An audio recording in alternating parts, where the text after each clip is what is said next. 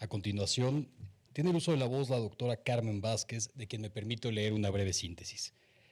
La doctora Carmen Vázquez es maestra en Derecho por la UNAM, doctora en Derecho por la Universidad de Girona, España. Ha participado en diversos proyectos, estancias de investigación e impartido clases, seminarios y conferencias en varios países de América y de Europa. Es autora de varios artículos y libros y actualmente es profesora lectora del área de Filosofía del Derecho en la Universidad de Girona, investigadora de la Cátedra de Cultura Jurídica de la misma universidad, consultora de la Universidad Oberta de Cataluña, coordinadora académica del Máster de Razonamiento Probatorio de las Universidades de Girona y Génova y miembro e integrante del comité de redacción de la revista internacional Quaestio Facti. Doctora, es un gusto tenerla. Muchas gracias. Muchas gracias. Muy buenas tardes a todos y todas. Es para mí un enorme placer estar de vuelta presencialmente en actos de la Suprema Corte de Justicia de la Nación y particularmente participar en este periodo de 3 meses como profesora visitante en la Escuela Federal de Formación Judicial. Mi agradecimiento a todas las personas, además de las instituciones que han estado trabajando para que esto pudiese llegar a buen puerto y para que tanto Jordi Ferrer como yo estemos en este momento y en este tiempo que pasaremos en México, tanto en Ciudad de México como en los diferentes estados de la República, hablando pues sobre estos temas que, como ya Jordi lo anticipa en su ponencia, pues son un cambio de paradigma, al menos en nuestra cultura jurídica. Quizá en otras culturas jurídicas, como las anglosajonas, el tema del razonamiento probatorio, de la prueba en general, ya han sido parte de ellas desde hace mucho más tiempo que el nuestro. En todo caso, agradezco esta posibilidad que me brinda la Escuela y la Suprema Corte de ser partícipe de ese cambio de paradigma en nuestro país. En un país en donde pues, nos queda mucho por avanzar en este tipo de temas. Mi agradecimiento pues por ello. Yo me voy a concentrar en la ponencia de hoy. Como saben, este es un ciclo de conferencias. Cada uno de nosotros tenemos 3 participaciones a lo largo de estos 3 días en los que esperamos que nos acompañen. La ponencia de hoy va sobre precisamente uno de los momentos probatorios que Jordi Ferrer mencionaba antes, la conformación del conjunto de pruebas y muy particularmente en temas de admisión. La conformación del conjunto de pruebas puede tener todavía, podemos analizar una etapa previa, que es sobre todo en materia penal la investigación de los hechos. Creo que en el razonamiento probatorio, en los estudios que se han hecho, se ha avanzado mucho de la admisión a la toma de decisión y en cambio todavía queda mucho por hacer en esta etapa de investigación de los hechos. Insisto, sobre todo en materia penal, los primeros intervinientes, que son básicamente la policía, acompañada muchas veces de la fiscalía, de los miembros que componen estas unidades, pues es también pieza clave que su formación en materia de razonamiento probatorio, en la fiabilidad de las pruebas, porque si en esa etapa de investigación se pierde la información o la información se contamina, aunque luego tengamos un proceso de valoración racionalísima de las pruebas, pues hemos perdido información muy valiosa que nos puede llevar sistemáticamente a errores judiciales y muchas veces a horrores personales. No olvidemos claramente que en el proceso penal pues se priva de la libertad a las personas y en este país, como es la tendencia quizá en muchos de nuestros países, hay una tendencia punitivista muy fuerte que hace que la mayoría de los delitos tengan penas de prisión tremendísimas, altísimas, incompatibles muchas veces con lo que hemos dicho que es el objetivo de la prisión, el objetivo de que ese individuo que ha delinquido pueda volver a incorporarse a la sociedad. A veces esas penas resultan incompatibles con ello. Precisamente dadas esas penas, los errores que podamos cometer en materia probatoria, pues es fundamental evitar esos errores para evitar que las personas pasen por esos años de prisión. Insto, desde luego, a hacer mayores investigaciones, a hacer un análisis mucho más exhaustivo de esa primera etapa, la etapa de investigación, y a que se dedique más tiempo, más recursos en la formación de los policías, que buena falta nos hace en este país. Yo no voy a hablar sobre la investigación de los hechos, pero no quiero dejar de recalcar la importancia que tiene esa primera etapa para las decisiones posteriores. Tiene también un rol fundamental, como Jordi ya lo decía, a través de su ejemplo gráfico del melón, la práctica de la prueba. Cómo practicamos las pruebas es también una pieza clave para poder determinar de manera adecuada la fiabilidad de los distintos tipos de prueba. Sobre estas cuestiones, al menos en mi participación, yo hablaré los siguientes 2 días, sobre la prueba testifical y la prueba pericial, ¿no? Las pruebas personales. En nuestro país, sobre todo en materia penal, hemos avanzado mucho a través de las reformas. Por ejemplo, con los juicios orales. Al menos normativamente tenemos la posibilidad de practicar de mejor manera las pruebas personales, particularmente la prueba testifical o la prueba pericial. Es una posibilidad, no está dicho que luego las prácticas procesales que se han implementado en el país sean las mejores para que se permita lograr esas buenas prácticas bajo el principio de contradicción. Pero a esto nos dedicaremos mañana. Hoy me interesa poner atención, llamar su atención a la etapa de admisibilidad, a la etapa de la admisión de las pruebas. Dentro de esa etapa que Jordi llamaba la conformación del conjunto probatorio. Es una etapa a la que le hemos prestado muy poca atención, incluso en este cambio de paradigma. Ahora, por ejemplo, hay mucho movimiento, mucho interés desde diferentes sectores por la toma de decisión y los estándares de prueba, ¿no? Por tener reglas de decisión que establezcan criterios intersubjetivamente controlables que nos permitan pues, tener decisiones más racionales, más comprensibles para el ciudadano. Pero en cambio seguimos prestando muy poca atención a la admisión de las pruebas. Y es muy curioso que le hayamos prestado tan poca atención siendo aquello que caracteriza a la prueba en el derecho. Porque si hay algo que hace diferente a la prueba jurídica de cualquier otro ámbito de la empresa humana, del conocimiento humano, es precisamente la admisión de las pruebas. ¿Por qué? Porque en el derecho no siempre utilizamos toda la información disponible para tomar la decisión.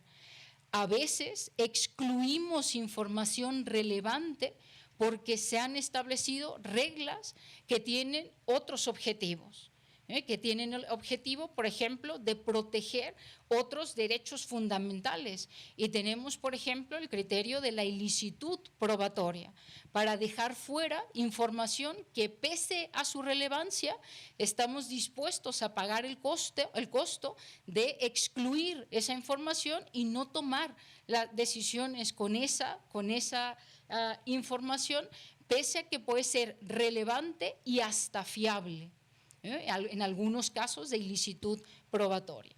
Entonces, si algo nos distingue en el derecho es precisamente eso, es precisamente esta etapa, la etapa de admisión probatoria.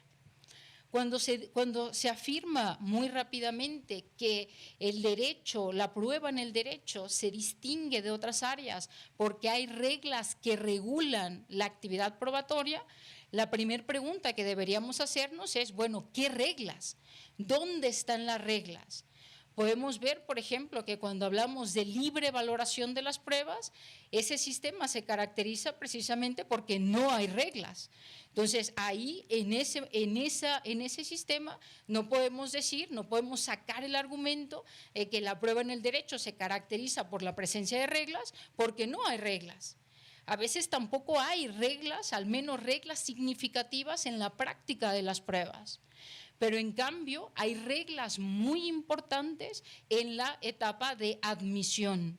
Reglas, insisto, que pueden dejar fuera información que es relevante y que es fiable y que en ningún otro contexto se considera o se parte ya de la idea de excluir información relevante para la toma de decisión.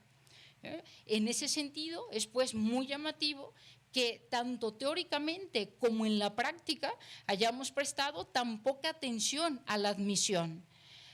¿Qué quiere decir que en la práctica hemos prestado poca atención a la admisibilidad? Generalmente, los abogados, cuando presentan sus escritos y tienen que argumentar sobre la admisión de las pruebas, lo único que suelen hacer es enlistar todos los criterios que están en el código o todos los que se sepan. Y solamente dicen, bueno, esta prueba es relevante, esta prueba es pertinente, esta prueba es conducente, esta prueba es lícita, esta prueba no es redundante, etcétera, etcétera. Todos los criterios que se pueden encontrar, por ejemplo, en el Código Nacional de Procedimientos Penales o incluso más allá de esos códigos. Pero no argumentan por qué la prueba que están presentando es relevante, no es redundante o incluso si es conducente o no es conducente. Por cierto, el criterio de la conducencia, por ejemplo, no está previsto en el Código Nacional de Procedimientos Penales y aún así hay abogados que siguen poniendo en sus escritos este criterio como si fuese jurídicamente importante.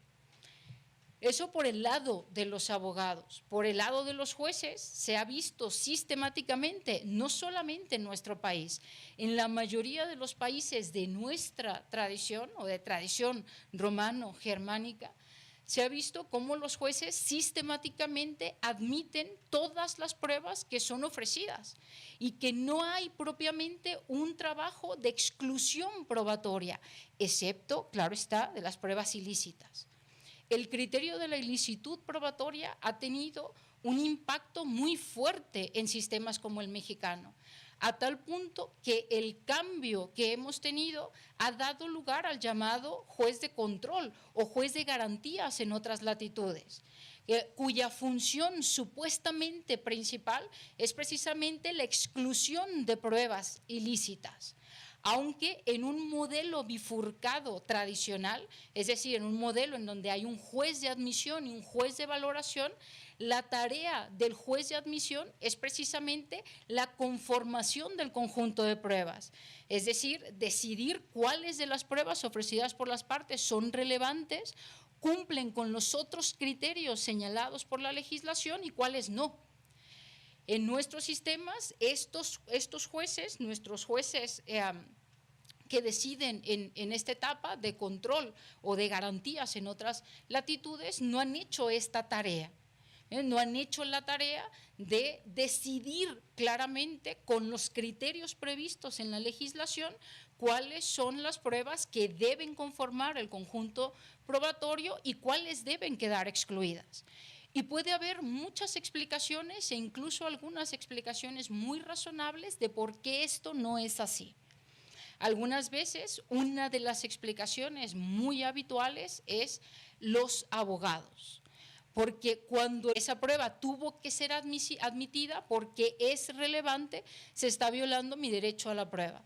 Algunas veces de una manera muy legítima y otras veces se hace simplemente para alargar el tiempo del procedimiento, es decir, ilegítimamente, en un ejercicio inadecuado de el recurso previsto para la revisión de ese tipo de decisiones.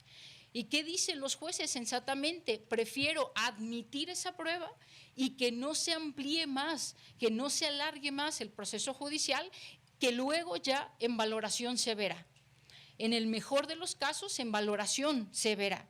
Pero claro, gastamos mucho tiempo, dinero y esfuerzos en pruebas que podrían ser, en información, que podría ser irrelevante absolutamente para el caso, que podría ser redundante para la determinación de los hechos y que por tanto debió haber sido excluida desde un primer momento.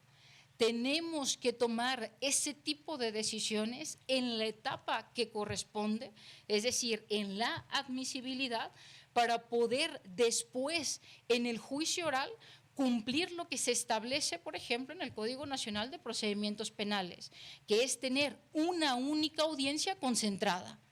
Si tenemos un conjunto de pruebas sumamente amplio en el que hay muchas dudas sobre si es relevante o no es relevante una prueba, si es redundante o no es redundante una prueba, va a ser imposible lograr ese objetivo.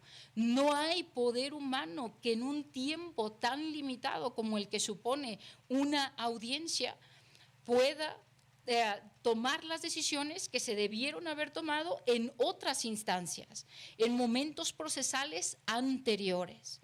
¿Sí? De ahí la importancia de una etapa como la admisión de la prueba.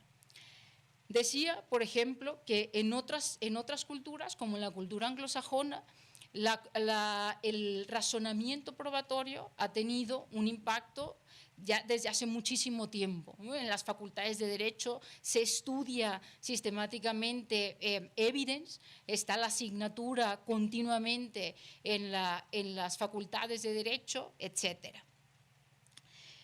Uno de los elementos que ha habido en esa tradición es precisamente la importancia de la admisión.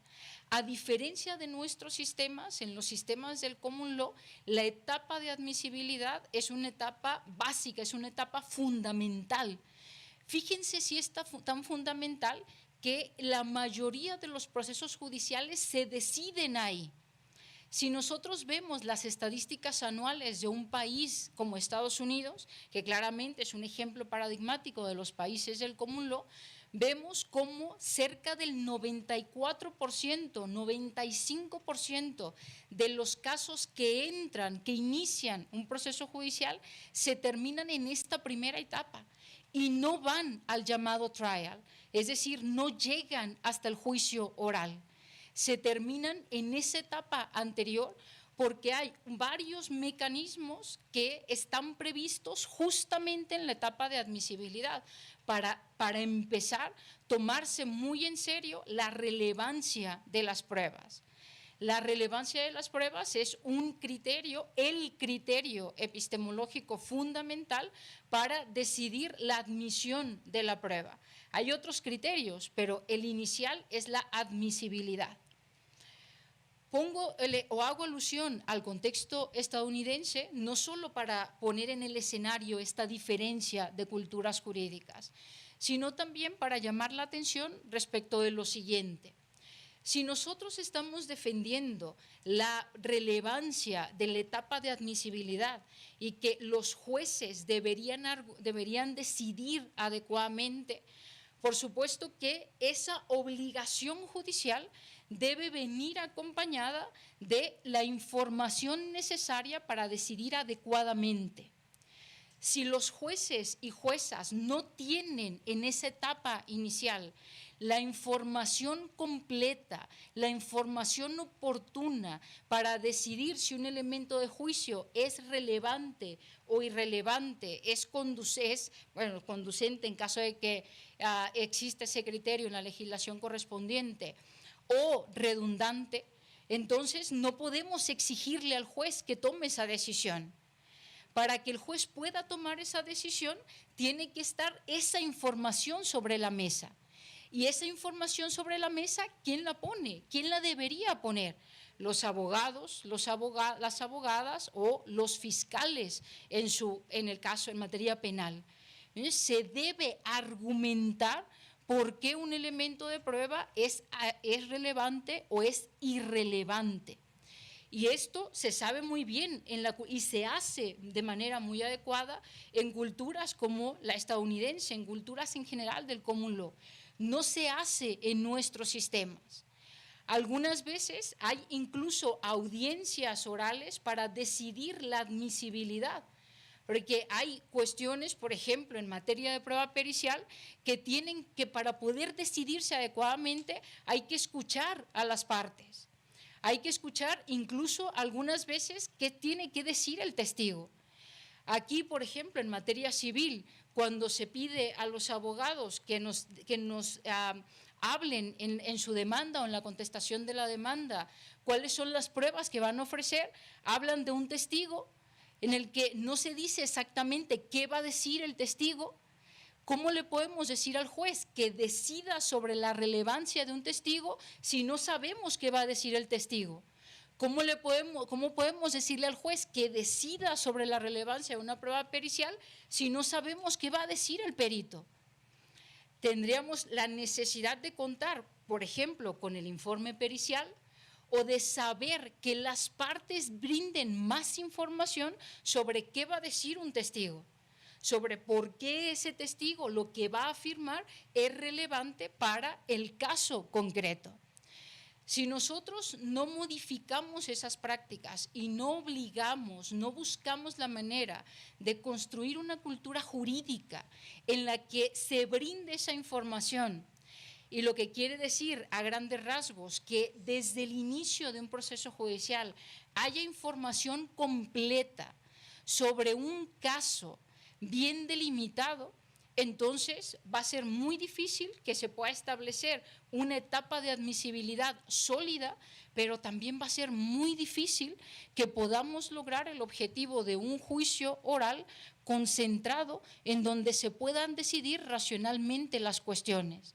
Si no contamos con información completa desde el inicio, va a ser muy complicado la racionalidad de todo el procedimiento. Por eso mi observación siempre a quien sistemáticamente pone el acento en la valoración, en la toma de decisión, es por supuesto que tenemos que tener esos criterios, pero antes hay que preocuparnos por todo lo anterior. Hay que ver cómo se hace, cómo decidimos la admisión probatoria, qué información tenemos para decidir la admisión de pruebas y desde luego hay que ocuparse de tener conjuntos probatorios completos, donde la información relevante que debe estar para resolver un caso concreto, de hecho esté. He hablado varias veces sobre la relevancia aquí. Por supuesto, también he mencionado que es el criterio fundamental. Pero, ¿qué es la relevancia? ¿A qué nos referimos con este criterio de la relevancia? Para empezar, es condición necesaria de la admisibilidad. Es un criterio que si la información no es relevante, entonces directamente hay que excluir esa información. No tiene que estar haciendo nada en el proceso judicial. Pero aunque sea condición necesaria, no es condición suficiente, porque aun cuando haya información que es relevante para decidir los casos, puede haber otros criterios que nos obliguen a excluir esa información relevante, como ya he dicho hace un momento, la licitud de la prueba. La relevancia, ¿cómo sabemos que una prueba es relevante? Vamos un poco más atrás. Me interesa primero poner sobre la mesa una distinción cuando utilizamos el término de relevancia. Podemos hablar de relevancia jurídica o podemos hablar de relevancia probatoria. Van de la mano, pero son cosas distintas. Relevancia jurídica de los hechos, para poder determinar qué hechos son jurídicamente relevantes, tenemos que volver al derecho positivo, al derecho penal, al derecho civil, a lo que establece el legislador sobre cuáles son los hechos que son, por ejemplo, constitutivos de un delito. Es el legislador el que nos va a informar cuáles son los hechos jurídicamente relevantes. Uno de los ejemplos quizá más fáciles y muy desafortunadamente actuales en nuestro país es el delito de feminicidio. Muy desafortunados, evidentemente, por las terribles cifras que tenemos en México de este tipo de casos. Sabemos que este delito depende de la regulación local y hay una variación tremenda en las regulaciones locales de cómo está previsto el delito de feminicidio. En algunas legislaciones, por ejemplo, se comete el delito de feminicidio cuando se expone el cuerpo de la mujer. En otras legislaciones locales no está prevista esa causal. Si en las legislaciones en las que no está prevista una causal, alguien quiere argumentar para que se dé el tipo penal, que el cuerpo de la víctima, de la mujer, fue expuesto públicamente, evidentemente la respuesta tiene que ser, es jurídicamente irrelevante, porque no está prevista en la legislación respectiva que esa sea una de las formas de feminicidio, ¿no? Entonces, lo primero es observar evidentemente qué ha dicho el legislador sobre los tipos penales o sobre las cuestiones civiles, el derecho sustantivo en general. Es el derecho sustantivo el que nos va a informar cuáles son los hechos jurídicamente relevantes. Pero una cosa es cuáles son los hechos jurídicamente relevantes y una pregunta muy distinta es ¿y cómo los pruebo? Para responder a esa pregunta, el criterio básico es que sean relevantes. Y se ha dicho de una manera muy simple que la relevancia consiste en que esos hechos tengan, esa información tenga relación directa o indirecta con los hechos del caso. Que haya una relación directa o indirecta con los hechos del caso. El punto básico es ¿y cómo identifico esa relación directa o indirecta con los hechos del caso? ¿Cómo puedo identificar esa relación? Y aquí entra en el escenario uno de los elementos claves en el razonamiento probatorio.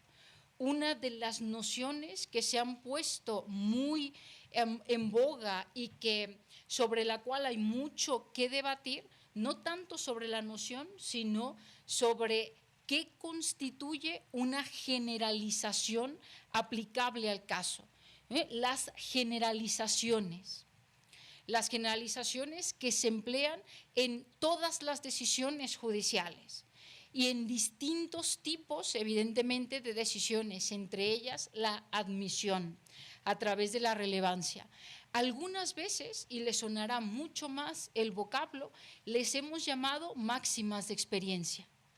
Las máximas de experiencia no son otra cosa más que generalizaciones que utilizamos los seres humanos en nuestra vida ordinaria para pensar, para conocer el mundo, para decidir sobre todos los ámbitos de nuestra vida y, por supuesto, se utilizan también para tomar decisiones sobre los hechos.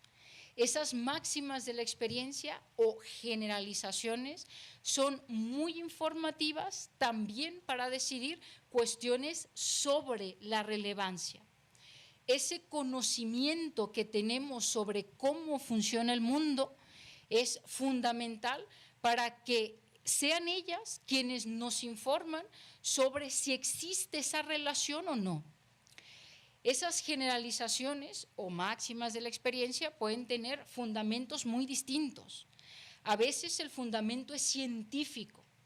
La ciencia nos brinda mucha información sobre cuáles son las generalizaciones que debemos utilizar para decidir determinados casos, para conocer mejor los casos. Un ejemplo muy sencillo, quizá a día de hoy, es la prueba de ADN en materia de paternidad. Hace no mucho los casos de paternidad se seguían decidiendo con testigos, con fotografías. Fíjense que hay un vídeo, hay una fotografía de cuando el susodicho, el pretendido padre, llegó con la madre al hotel. Y de ahí podemos inferir qué cosa. ¿Qué es lo que nos informaba que esa fotografía o ese vídeo era relevante? Una creencia respecto de si esas dos personas llegan a la habitación de un hotel, igual dentro del hotel, pues hay algún tipo de relación íntima. Y a partir de ahí, entonces, podemos inferir que ese menor podría ser hijo de este otro sujeto. Evidentemente necesitábamos más información en función del estándar de prueba en juego, pero de ahí la relevancia. Ahora hemos cambiado esa creencia y esa manera de identificar la paternidad por cuestiones mucho más científicas, digámoslo así. El desarrollo de la prueba de ADN ha sido clave para esto. Y ahora sabemos, es de nuestro conocimiento, está en nuestras máximas de la experiencia. Es decir, yo quiero saber si una persona, un hombre, es el padre de este menor, entonces lo más informativo al respecto es una prueba de ADN, no una prueba testifical, no un video, no una fotografía, etcétera. ¿Sí?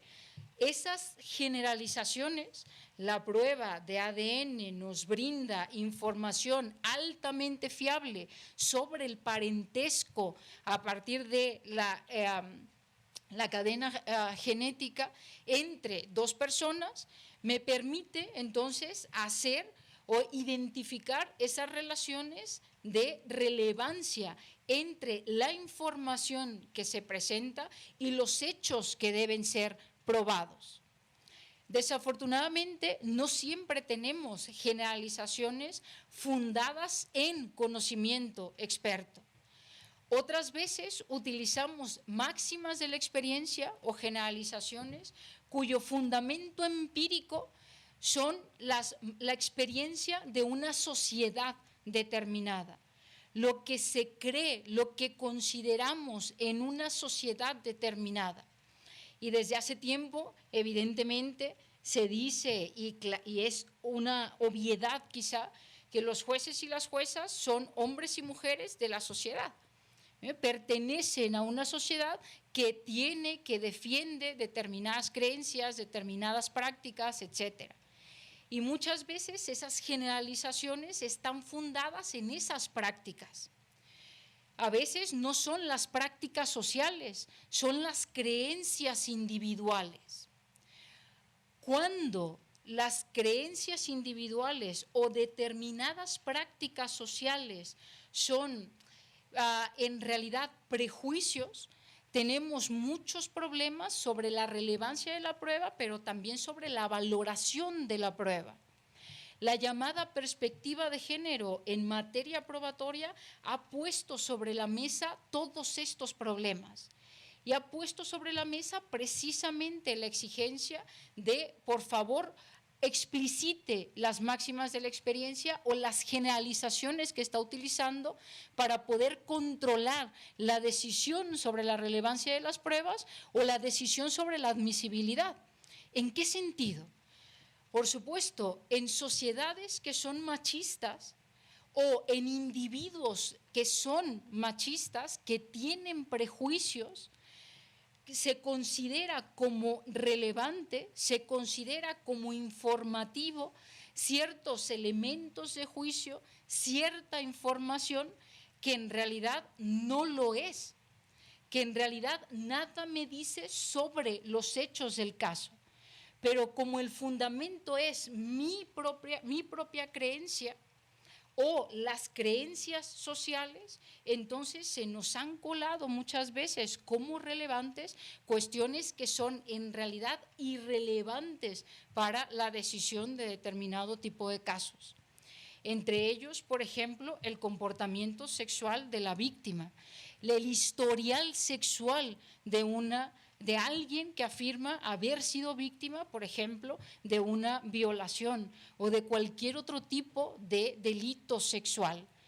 ¿Por qué va a ser admitido como relevante el historial sexual de una mujer para hablar sobre lo que le sucedió en determinado tipo, en determinados hechos, en determinado contexto?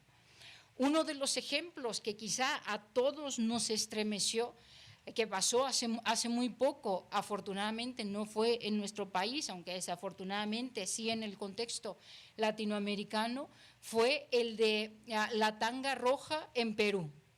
En un caso de violación, se admitió como prueba y luego se utilizó en el razonamiento para la decisión, para tomar como probados como no probados los hechos delictivos, la violación, que la mujer, que la víctima vestía un tanga rojo.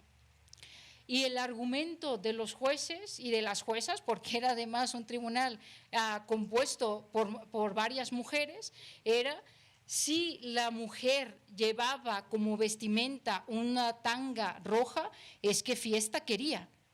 Y no puede ahora venir a argumentar que fue violada. No me anden con cosas. Pero ¿en qué cabeza cabe que alguien vista un tanga rojo es informativo, es relevante para decidir sobre los hechos del caso, que algo me informa sobre si una persona pudo ser víctima de violación o no pudo ser víctima de violación? La información que debo tomar en cuenta es otra, no cómo iba vestida esa persona. Desafortunadamente, insisto, por las creencias que todavía existen, no solo a nivel individual, también a nivel social, pues muchas veces se considera que ese tipo de información efectivamente es relevante y se admite, no solamente se admite, se valora como prueba. Lo que yo defendería es, hay que evitar que se valore como prueba, porque eso evidentemente antes, en la práctica de la prueba, tuvo que haber habido muchos cuestionamientos que pueden revictimizar muy fácilmente a quien ya ha sido víctima. Por eso debe ser excluido. Y el argumento más fácil y más sólido que podemos tener desde el punto de vista del razonamiento probatorio es la irrelevancia. No es informativo sobre los hechos del caso. No hay una relación entre lo que sucedió y ese pedazo de información que se quiere presentar, que pretende, que se ha ofrecido para decidir los hechos del caso. Aquí espero haber enfatizado mucho la importancia que tienen las creencias de los jueces y de las juezas, la formación que tienen los jueces y las juezas, pero también los abogados y las abogadas. Hoy que es su día, el Día de los Abogados y las Abogadas en México, por cierto, felicitaciones a todas y todos. No hay que olvidar, y es más, hay que aprovechar el momento para hacer un análisis crítico del ejercicio de la profesión. Porque tanto en el razonamiento probatorio como en otros tantos temas, muchas veces a quien se señala es al juez o a la jueza, porque evidentemente ellos cumplen una función bien importante, tomar la decisión. Pero lo que haga o deje de hacer el abogado o la abogada es determinante en la decisión judicial. Lo que un abogado o una abogada pueda argumentar sobre la relevancia o irrelevancia de una pieza de información, de determinado elemento de juicio que pretenda o que esté siendo ofrecido, debe ser pieza clave para la decisión judicial. No todo depende del background de los jueces y las juezas. No es que, aunque ellos decidan, evidentemente los argumentos que puedan desarrollar los abogadas y las abogadas son pieza clave en ello, tanto en la admisión como en la práctica de las pruebas, que son las dos etapas básicas, claves, en las que participan los abogados. Y aquí una de las cuestiones que a mí desde que lo conozco me tiene muy preocupada es un informe del CEJA, el Centro de Estudio de Justicia de las Américas, un informe que hace con datos empíricos sobre el ejercicio de la abogacía en Latinoamérica. La conclusión es muy preocupante. Y uno de los países que más estudió es el nuestro, es México. El ejercicio de la abogacía en México, dice el CEJA, como en otros países de América Latina, se ha convertido en un obstáculo para el acceso a la justicia. Es decir, los abogados y las abogadas, en lugar de ser una herramienta para ayudar a que el ciudadano tenga un acceso adecuado a la justicia y resoluciones justas, hace lo contrario. Y sobre esto hay que reflexionar, insisto, en nuestro día, en el contexto concreto en el que ahora estamos hablando, sobre qué es lo que hace o deja de hacer el abogado o la abogada cuando se trata de la admisión de pruebas. Cuán buenos son los escritos que presentan y los argumentos que en ellos desarrollan para que sus pruebas sean admitidas, porque son genuinamente relevantes y porque son informativas para tomar una decisión correcta sobre los hechos del caso. Y cuánto dejan directamente a la discrecionalidad / a veces arbitrariedad de los jueces. No vale solo quejarnos de las malas decisiones judiciales sin poner también sobre la mesa el ejercicio de la abogacía. Hay que mejorar muchísimo los escritos de presentación, de ofrecimiento de las pruebas y de argumentación en torno a criterios como el de la relevancia de las pruebas. Y para eso, por ejemplo, el background, cuán formados estemos, cuán bien formados estén los abogados y las abogadas es clave, porque depende de ese background lo que consideremos como relevante o irrelevante. Depende de ese background también, por ejemplo, que seamos capaces de identificar que el fundamento de determinadas generalizaciones que estamos utilizando, como en el caso de la prueba de ADN, el fundamento es científico y que no depende de mis creencias, de las tuyas o de las de esta sociedad, sino de la ciencia, ¿no? Entonces, ojo con estas cuestiones, con cuánto debemos mejorar esos escritos y esos argumentos en torno a este criterio de la relevancia. La relevancia supone argumentar sobre cada una de las pruebas que van a ser presentadas, sobre cada uno de los testigos que se quieren presentar, sobre cada uno de los peritos. Si cambiamos de criterio, y ahora hablamos, por ejemplo, de la redundancia, que es otro de los criterios previstos en la legislación, podemos decir que cuando se trata de decidir si una prueba va a ser admitida porque no es redundante o va a ser excluida porque de hecho es redundante, tenemos que hacer un análisis de conjunto, no un análisis individual como lo tenemos que hacer en la relevancia. ¿Por qué un análisis de conjunto? Porque solo puedo decidir si una prueba es redundante, es decir, si aunque sea relevante para los hechos del caso, no añade, no aumenta considerablemente o notoriamente la probabilidad de acierto de la decisión, que por cierto es otra de las características de la prueba relevante o de la relevancia. No solo la relación de esa información con los hechos del caso, sino que esa información aumenta o disminuye la probabilidad de acierto de la decisión. Una prueba redundante es una prueba relevante porque tiene relación con los hechos del caso, pero si aumenta la probabilidad de la determinación correcta de los hechos, lo hace muy poco. Y entonces decimos, es inútil. Hay una suerte de razonamiento costo-beneficio cuando estamos hablando de la redundancia, que no lo hacemos cuando estamos hablando de la relevancia. El ejemplo paradigmático de las pruebas redundantes es el testigo número 8, número 10, número 15, pongan el número que quieran, que va a afirmar exactamente lo mismo que ha afirmado el testigo 1, el testigo 2 o el testigo 3. Y que aunque esas afirmaciones tienen una relación directa o indirecta con los hechos del caso, pues no aumenta la probabilidad de llegar a una decisión correcta sobre los hechos. Y entonces nos preguntamos, ¿vale la pena gastar tiempo, dinero y esfuerzo escuchando al testigo número 20 si ya no va a aumentar ni disminuir la probabilidad de la hipótesis?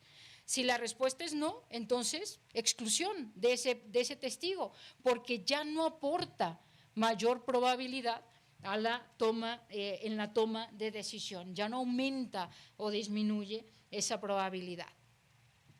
Obviamente la probabilidad es gradual, ¿no? Es mayor o menor, no es una cuestión de todo o nada. Entonces, ahí tenemos otro criterio de admisibilidad que tiene otras características bien distintas a la relevancia. En aquellos ordenamientos en donde se habla, por ejemplo, de la conducencia, que no es en el Código Nacional de Procedimientos Penales, este criterio muchas veces se confunde con la relevancia y algunas veces incluso también con la redundancia. Pero es un criterio que básicamente nos viene a decir que si hay un artículo fundamentalmente del derecho sustantivo que prevea que determinados hechos solo se pueden probar con determinado tipo de información, otro tipo de información no debe ser admisible para probar ese tipo de hechos. Un ejemplo. No sé si existe en el derecho mexicano, ha existido, por ejemplo, en el derecho colombiano.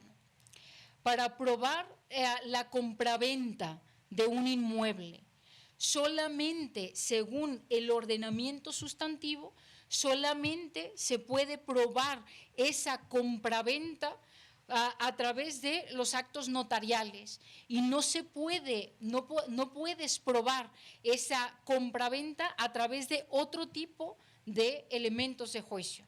Y entonces, ¿cuál es la prueba conducente? El acta notarial.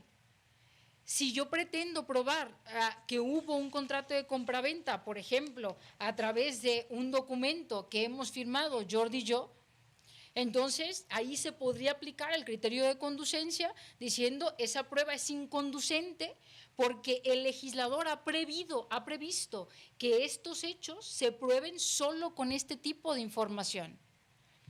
La mayoría de los sistemas jurídicos, a la vez que han virado hacia la libre valoración de la prueba, también han virado hacia la libertad en la información relevante para probar los hechos. Hay muy pocas legislaciones, muy pocos artículos en donde el legislador prevé específicamente con qué tipo de pruebas se tienen que probar determinados hechos. Si los hay, ahí aplica el criterio de la conducencia, ahí podría aplicar, pero no aplica en otro contexto. No aplica si el legislador no lo prevé y no aplica si el legislador no prevé explícitamente el criterio de admisibilidad de la conducencia y no aplica si no hay un derecho sustantivo que especifique que esos hechos se deben probar de determinada manera. No tenemos que mencionarlo en nuestros escritos o en nuestras decisiones, y mucho menos argumentar al respecto. Hay que saber qué significa, de qué va cada uno de los criterios de admisibilidad para poder argumentar adecuadamente al respecto, para poder decidir adecuadamente con ellos, ¿sí? Entonces, dos preguntas, nuevamente, vuelvo a lo que decía anteriormente. Una cosa es preguntarnos qué debo probar, cuáles son los hechos jurídicamente relevantes, y aquí hablo sobre la relevancia jurídica, que en el contexto anglosajón le llaman, por ejemplo, materiality, o también le podemos llamar hechos constitutivos, por ejemplo, en materia penal. Otra cosa es cómo los pruebo, con qué información. Cuando me pregunto sobre esta cuestión, el criterio de relevancia es un criterio fundamental para saber cuál es la información que se relaciona precisamente con esos hechos jurídicamente previstos y cuál es el fundamento de esa relación. Ese fundamento de la relación entre la información y las afirmaciones sobre los hechos es lo que debemos argumentar, tanto los abogados en sus escritos como los jueces y las juezas cuando deciden sobre la admisibilidad. y no solamente enlistar esos criterios. Hay algunas otras cuestiones en la etapa de admisión que cobran también importancia cuando nos preguntamos qué hechos se deben probar, porque nos dicen hay algunos hechos que no se deben probar, como los hechos notorios o en algunos ámbitos, en algunas jurisdicciones, los hechos no controvertidos por las partes. Hechos notorios y hechos no controvertidos por las partes, que podrían ser hechos jurídicamente relevantes, pero que el legislador, por la razón que sea, deja, por ejemplo, en manos de las partes si quieren discutirlos o no. Esta figura había sido muy claramente característica del ámbito civil. Vemos cómo cada vez más en el ámbito penal ha habido como una suerte de tendencia hacia la privatización quizá, o una corriente privatista, si le podemos llamar de esa manera, en ese ámbito. ¿En qué sentido? Por ejemplo, ahora vemos en materia penal un gran auge de los acuerdos probatorios. Para mí, mal llamados acuerdos probatorios, porque si son acuerdos no son prueba, y si son prueba no se acuerdan. Pero le llama así el legislador.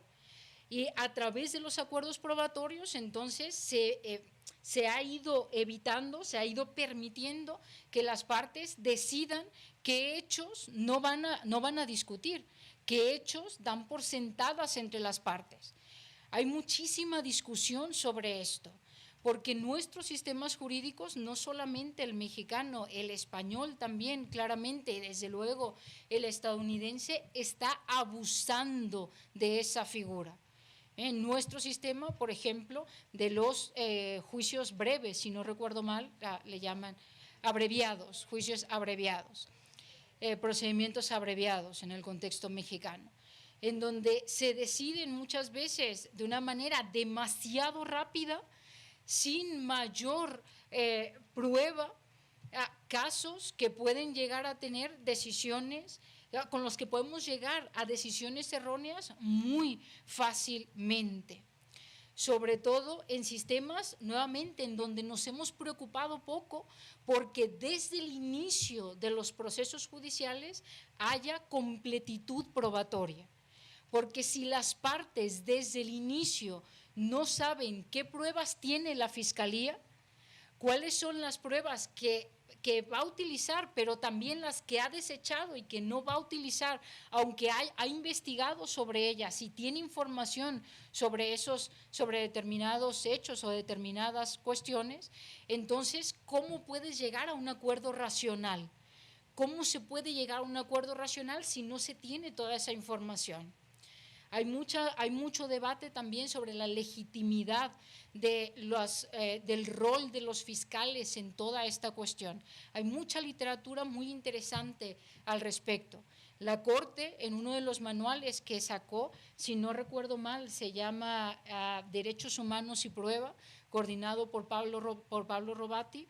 Hay un artículo de Diana Veleda sobre acuerdos probatorios muy interesante. Les recomiendo a todos y a todas las interesadas en ello leer al respecto, y por supuesto también en el manual de razonamiento probatorio, en varios espacios hablamos sobre este tema, que se ha convertido en un tema bien importante en los sistemas penales actuales, en esa tendencia hacia la privatización.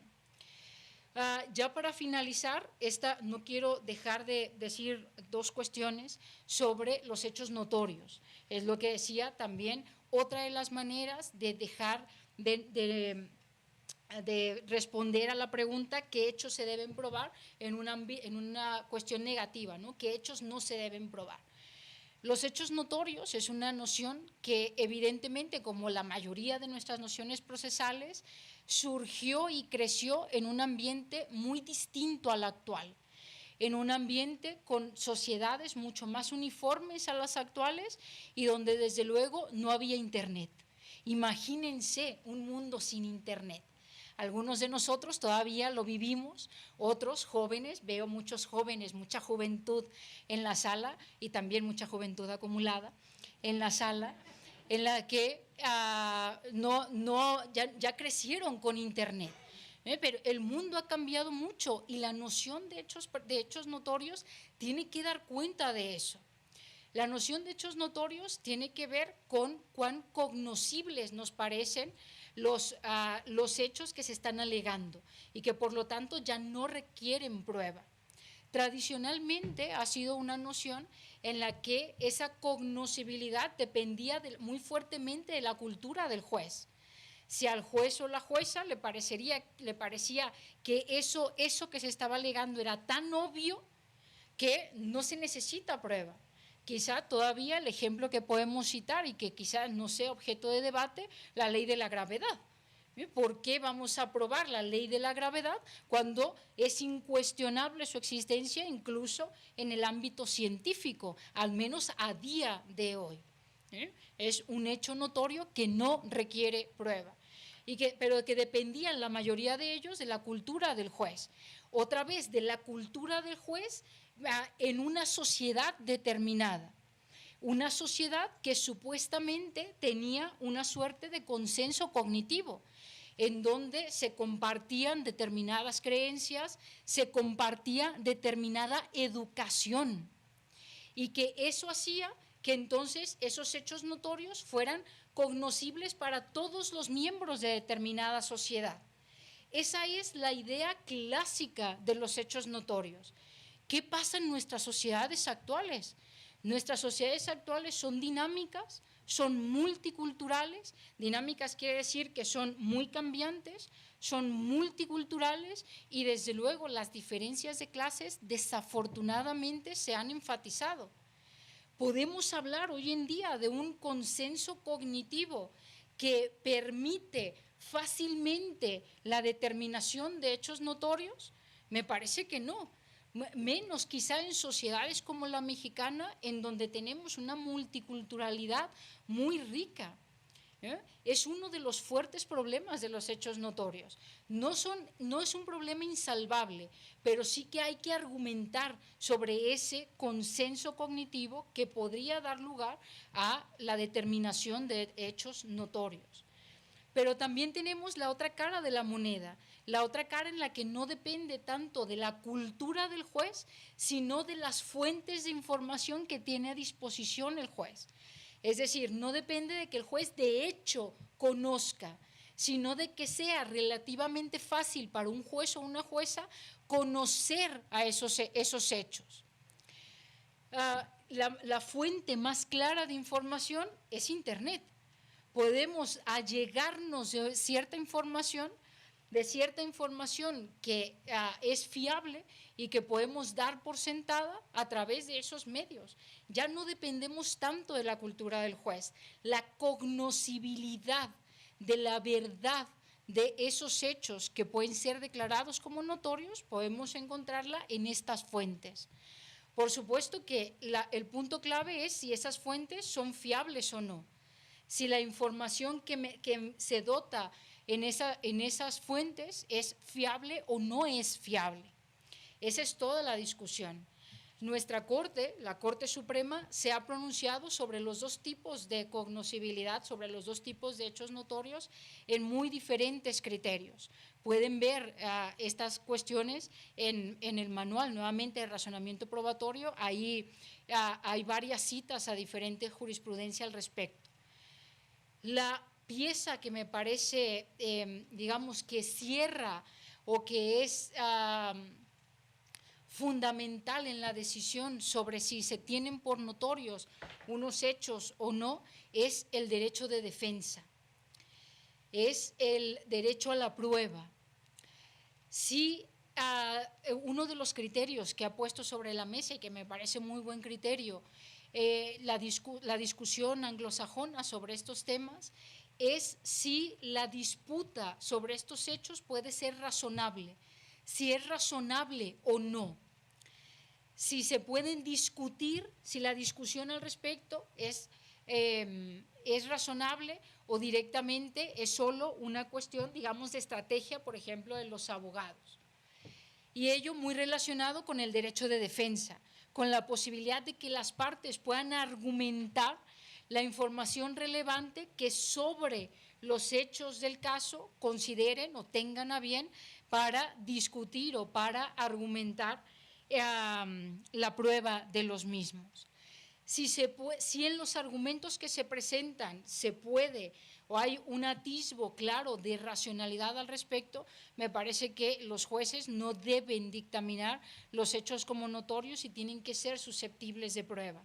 Hay determinados límites que tienen que ver claramente con el derecho a la prueba, con el derecho de defensa de las partes.